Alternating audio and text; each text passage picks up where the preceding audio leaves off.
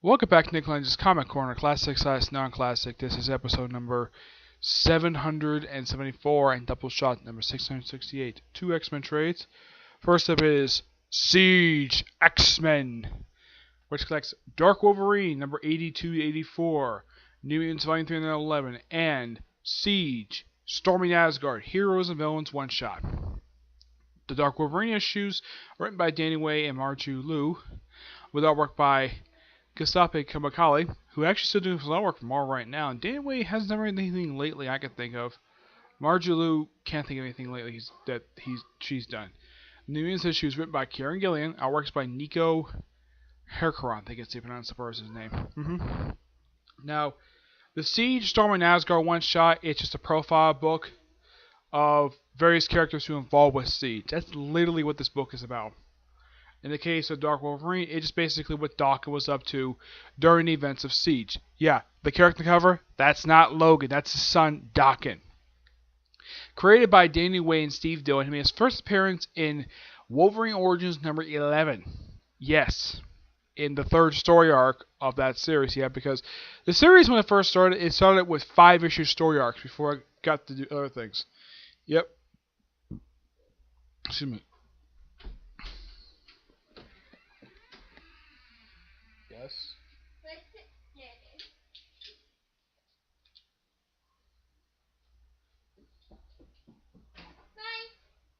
Alright, close the door. Okay, just close the door, please. Thank you. Anyways, yes. Where was I? Oh, yeah. Basically, this is what he was up to during the events of Siege. Yeah, he just basically beating people up. Also, he kissed Bullseye on the lips. Yeah, he's bisexual. Yeah, this was confirmed a while before this revelation even happened. And I should point out, one of his powers, aside pretty much having some powers to his father, he also has hormone control. Yeah, he can force people to fall in love with him.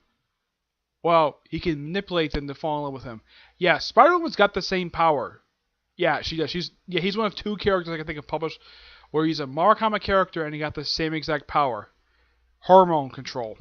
Oh, he controlled their pheromones. Yeah, where he can cause people to fall in love with him instantly by manipulating them.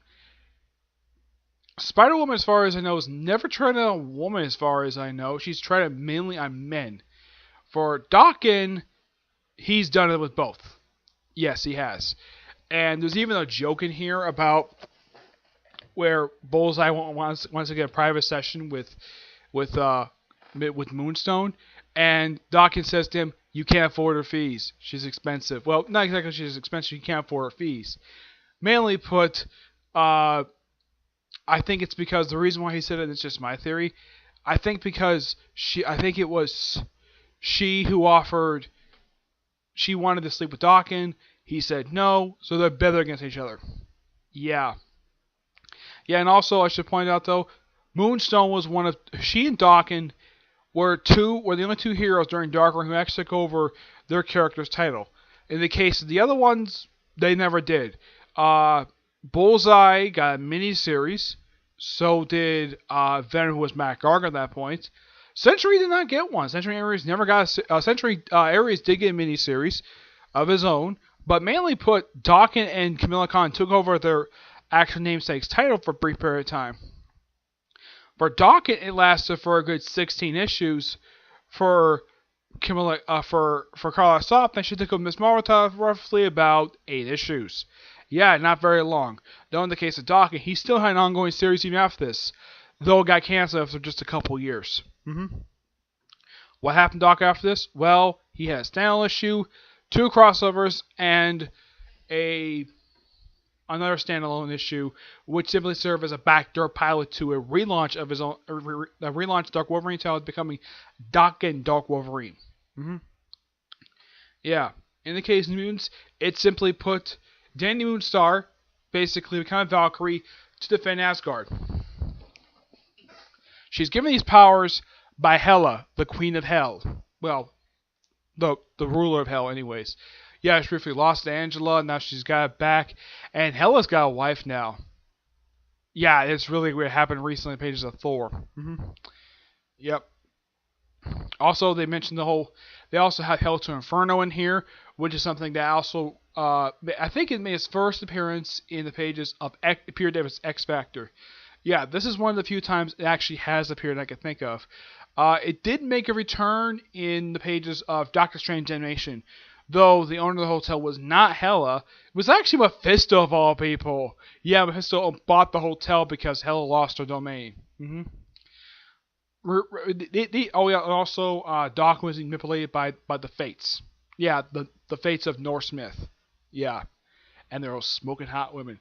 In the case of the Greek ones, a lot of the time when the Greek Fates are depicted, half the time depicted as three old ladies, or they're depicted as smoking hot young women. It just depends on what the writers want to do with them. Yep. I'm going to give this a 9.5 out of 10. Next up, it's X-Men Storm by Warren Ellis and Terry Dodson, collecting the entire first volume of Storm, which is the 4-issue limited series, come out in 1986. Excuse me. This is mostly Storm going on an adventure. Oh, on the cover, yeah, that's her Jim Lee costume. For what I know about this particular costume, it is quite possibly by far one of her most popular costumes she's ever worn over the years. A lot of people love it. People around my age usually, let's see, usually this is usually people's first costume. For some people, this is the first costume they see her wear. That was true for me. This is the first costume I've seen her wear, but she has other costumes as this. Though after the 90s, she stopped wearing this costume. She had a costume for Extreme X-Men. Chris Claremont gave her a new costume. She's gone to a few different costumes over the years. And a couple of times she's even gone to the Mohawk look. Yeah, she has. She also briefly turned to a child. Yeah, the main villain of this miniseries, Mikhail Rasputin, Colossus's older brother. Yeah, Mikhail is a villain. Yeah, and it was suggested in the Colossus Bloodline miniseries that Colossus related to the actual real life man Rasputin, who was rumored to be he was rumored to be a sorcerer in real life, and he was deeply involved with the Tsar family. Yep. Now with the Morlocks, Callisto shows up in here, which those people know about Storm, having her show up in a book featuring Storm in it. Callisto, that's not surprising due to, I think Storm kind of considers her to be a personal arch nemesis. I think they're basically close rivals. I gotta say, pretty good little mini-series. And there was a couple other ones they had after this one. They also had one that's called Worlds Apart, which is another miniseries. I believe I have reviewed that. And there's another volume. And then there's the third volume, which was an ongoing series, which featured her costume she wore when she joined X-Force in 2012. Actually, 2013. I'm going to give this book a 9 out of 10. It's actually pretty good, but it's not much to write home about, but it is a really good miniseries. And despite some people saying that Warren Ellis doesn't like superheroes, he writes Storm be a pretty good character. Yep, he writes her really well. One thing that's kind of weird about Storm, a lot of the time, she's written by a guy. Yeah, I can't think of any point that, in the entire time this character's been around, where she's written by a woman. Unless somebody can basically tell me where the comic she's shown up in was written by a woman. Now, as far as I can tell in the pages of Astonish the X-Men, she didn't have any lines in when she appeared in Astonish the X-Men where it was written by a woman. Like, all the writers for that book were pretty much guys. Even though the final writer of the previous one was Astonish the X-Men, not the current one, with the exception of the final writer, all the previous writers before Marjorie Liu, who was actually the writer of the Dark X-Men issues, yeah, before her, all the writers before her were all guys, and she basically, by the time Marjorie Liu took over as the writer of the book, as far as I don't think she had an issue where it featured her. I don't remember. I have to look it up, but I don't think Storm was written by a woman. It'd be interesting if she ever did. I know Katie Price went by a woman. I know that. Let's see. I think Jean Grey is written by a woman at least once or twice, but yeah, a lot of superheroes are written by male characters. I know Supergirl was written by a female writer. Oh yes, she has. Kelly Sue Honig, who basically is coming back to do DC do Aquaman. Let's see. Spider-Man, as far as I know, is never written by a woman I can think of. But yeah, that's really it for this episode. Stay tuned for next episode, which I'm going to do 2 more X-Men trades, okay?